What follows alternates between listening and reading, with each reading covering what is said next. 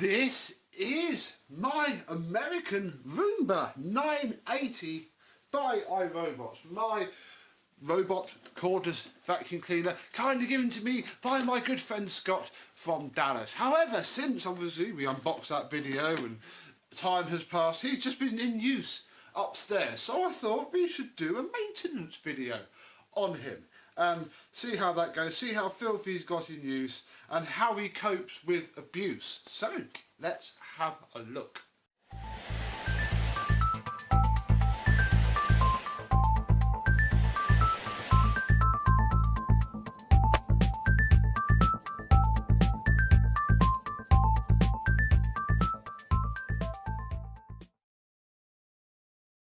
Yes, hello, my vacuum cleaner and robot chums. How are you today? Yes, this is one of the only 3 working robot vacuum cleaners that I've got. Obviously, we've seen all the videos before. We don't need to remember the heartache and pain of the vor work and the toes. No, this has been absolutely rock solid. It hasn't fallen off the Wi-Fi, the Vorwerk VR300.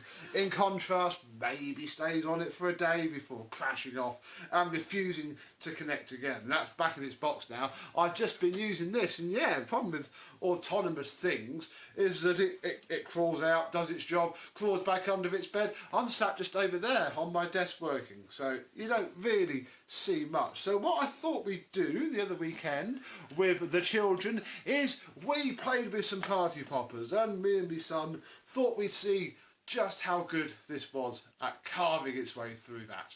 Let's see how that goes and then say sorry to it by giving it a good old clean. I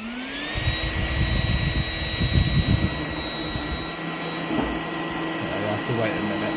Don't do that. Whatever.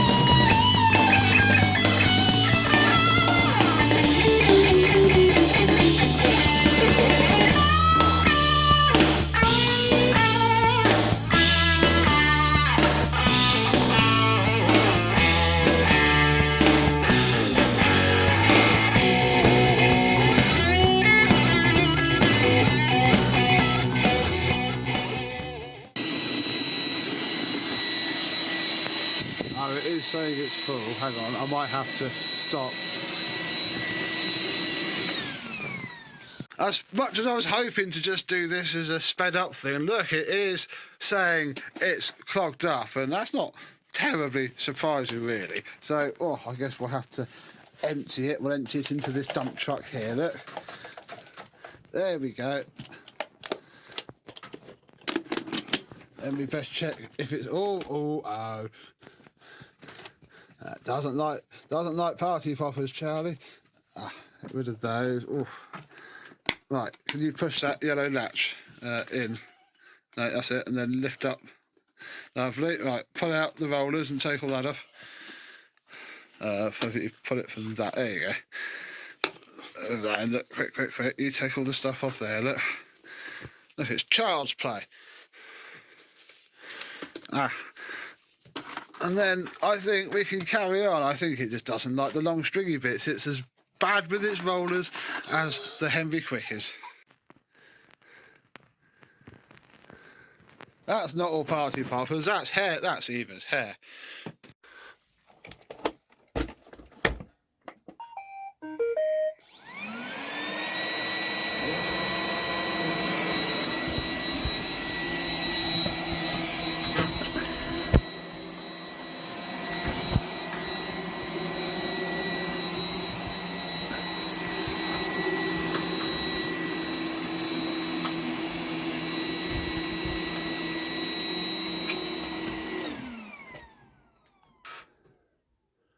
What?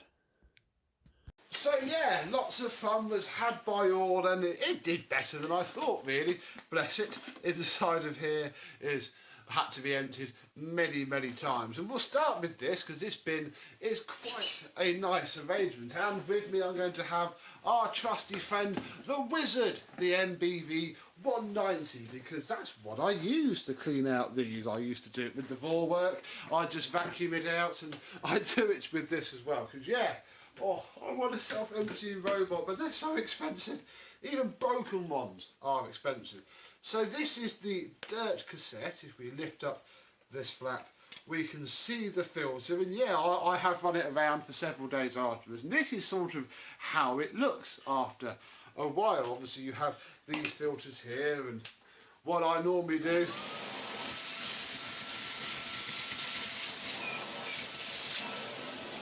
just give it a good vacuum off. Although this time I'm actually going to wash this. I'm going to bung this through the washing machine and see how it copes. Obviously we got many new spares, so we can give that a try. Inside of here is about an average amount of dirt that it picks up. It does pick up a phenomenally good amount of stuff, and there's a lot of hair in there as well. It'll be good to see how much or how little is wrapped around the brush roll and stuff. But for now,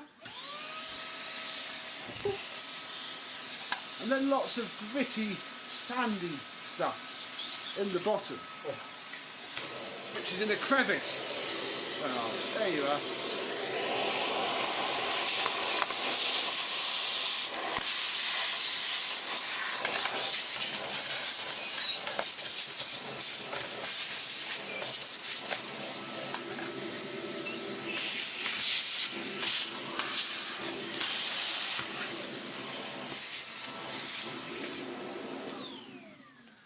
That's about all you can really do. What I'm going to do now, because you know, special occasion, and you should every once in a while, because obviously there's dirt sensors and bits and bobs, so it sort of crudely knows when it's full. I don't quite know how they work. I imagine they just get blocked up with dust, and then once the light stops, they stop. So yeah, we'll give all this a nice wipe down with just a bit of glass cleaner. Evaporates off quickly, doesn't leave a residue. I don't think you can wash this, so we can't do that. But yeah, that is now ready pretty much for me to go and get a filter. I've just noticed, look, there's a turbo in there. Ooh, there is a little mini turbo. Look at exhausts out there. That's interesting. Crikey, I'm not quite fully up for taking it apart today, but do you know what that turbo does on this generation of Roomba? Oh, whatever. Do let me know. So this is pretty much it for this, bar needing a new filter. We now need to work on this part. And it's fairly simple, really. Underneath is where we need to go. Oh, as you can see, look, the party poppers didn't like it very much. Or I don't think we need to go to all the effort of taking that off with this little screw, although maybe we should, you know, because I think, again, this is in part of the manual. So we'll take off this wheel with the wrong size screwdriver, but that's fine. Underneath there, nice and clean. Oh, but look, hair. So yeah, you get that up. Oh yeah, look, just like the inside of a Dyson normally is. Do that, give that a wipe down, give this a wipe down, and hey, we've just cleaned a thing. Imagine probably need to replace this every year. There's certainly warnings in the software for it. The next thing we're going to do is pop up this wheel here and check that it rotates freely, which it does. Again, we'll give in there a bit of a clean out, pop it back in. Next thing I'll do is get some glass cleaner and give the charging contacts a good wipe down, and you know what, we'll give the rest of the casing a good wipe down. In there is the floor sensor. Yeah, we'll give it a clean. All of the drop sensors, they can all be cleaned. Again, glass cleaner works well, I think, because it evaporates off nicely. Gosh, there's a lot of sensors on this thing. And I haven't touched this since Mr. Scott gave it to me, so this is as clean as it was, pretty much. Oh, there we go, look. Clean all the sensors off, and I think we're ready for the next bit, which is to pop these two yellow latches. And it doesn't fully come out, but then, as we briefly had to do in our little video, we can take the rollers out, and the inside there is quite crispy. Let's see how much comes out.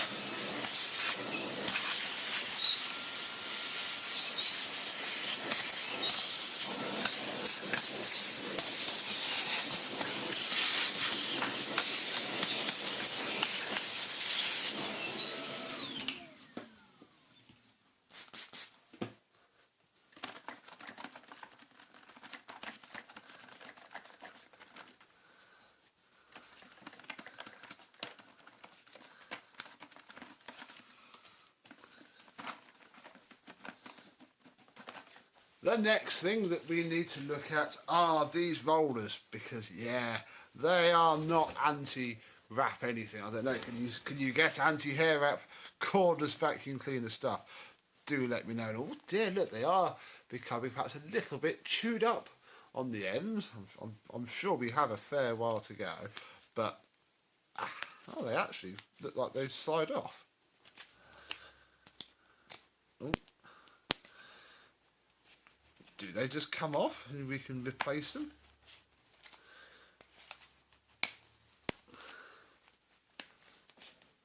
Yeah, look at that. Look, there's a piece of foam in there and lots more hair wrapped around this inner core. So yeah, you can certainly strip it down quite well. Here is the little brass bush that should run the show. I don't think you're probably supposed to do that. There's another piece of foam in here.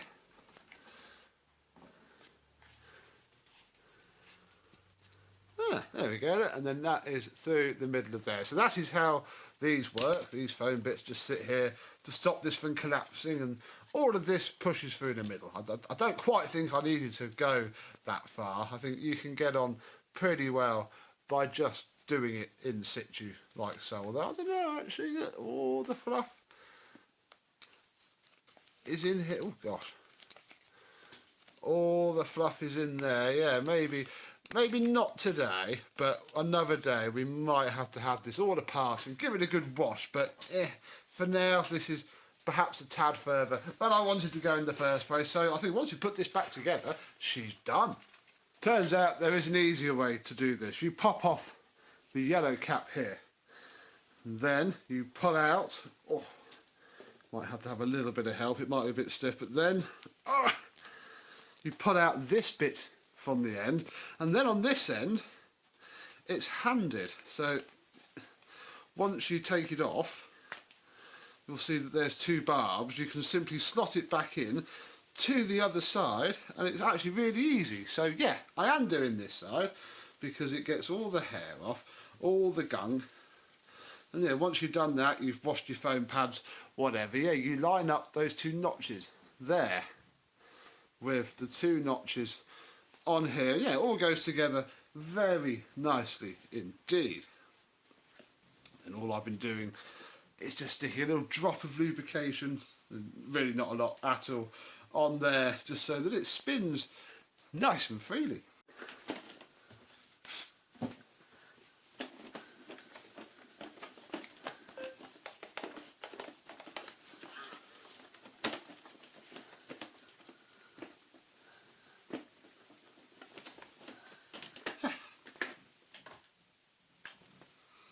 Then we can take one of our brand new, genuine, oh, I've never felt so spoiled, filters, and try and remember which way they go in, because it's hitting a little bit fiddly really. You've got to get it just in the right place, and then that door will shut, that will shut, and this can go back in. And I think I best clear up this mess and we'll give him a test spot clean and see if he still works.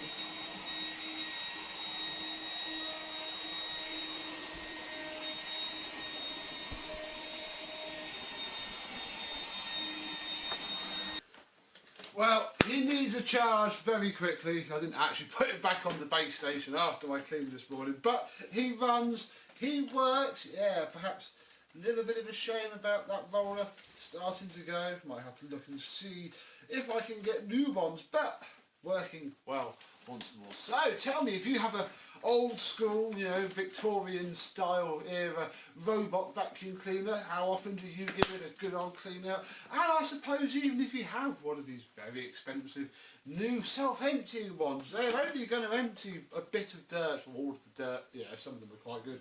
From here, you still have to flip the thing over and, you know, get tidying up under here, clean all the sensors and whatnot anyway. So bless them. There's just no perfect solution for them at all. Tell me what your thoughts and comments are down below, but this is going to go back upstairs on charge, ready to go to work again in the morning. Thank you very much for watching. I hope you've enjoyed, and I and my dead Roomba Please charge Roomba. will see you soon. Bye bye.